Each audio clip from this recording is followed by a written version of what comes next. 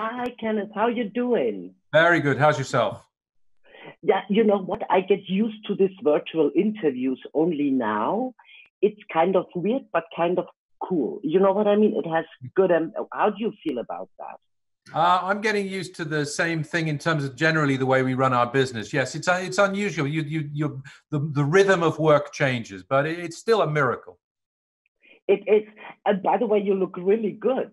Thank you very much. Thank you. Thank you. Yes, you do. Can I say that? Yes, I You're can. very kind. You look very good yourself. So we're happy. We're very happy with ourselves. So this is Yes. good. So, and I just talked to Lara, and and she said she really loved working with you. So the kids they really liked your style of directing. I know it's hard, but if you would describe your style of directing, especially with young people, what do you try to do? Create a mixture of discipline and preparation so they understand some boundaries, they understand what's expected, and that's quite a grown-up level of expectation and professionalism in order to be able to be free and playful. But you can't have the one without the other. So trying to make people understand the effort and work that needed to be put in order to have the fun. Yeah, absolutely. Yeah, I can imagine. And also for you, I read that you said for you it was important that Artemis is kind of a hero, but also an anti-hero, both at the same time. Why was that so important for you?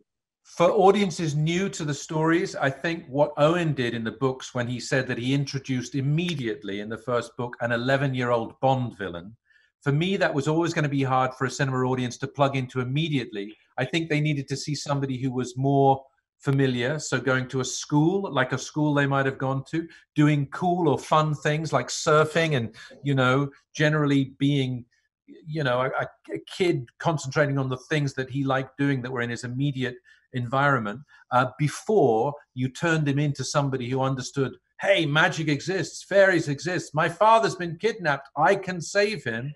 And then his amazing brain kicking in, and as a result of that, becoming a little intoxicated with his power to the point where suddenly maybe he will be a criminal mastermind and he has a choice to make, really, about going from the good to the bad. So he begins maybe as a hero in order to arrive at a point where the audience decide whether he's an anti-hero. Yeah, absolutely. And I think it's also more modern, right? It's more contemporary to approach a character like that. And I saw also very much the son-father relation, This is a very important part. And because I think you as a father yourself, you know how it is, parents are always gone, but you want to do it for your kids, you think you do the right thing. Did that come to your mind when you worked on the movie? Also, did you reflect your own situation? I think inevitably you do, and I think a lot of films I've made, even if I haven't been conscious of it, have been about these father-son relationships. Even a film like Thor, had that at its center. This tension, the tension between a son who wants to make his father proud and a son who wants to make his own mark. And a father who wants a son respecting and obeying him, but also wants to let him go and give him the freedom.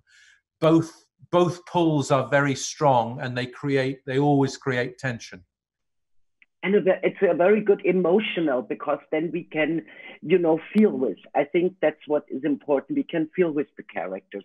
I think they're already wrapping me up, Ken. Mm-hmm. I wish you wonderful virtual interviews, and thanks for the movie, and see you soon.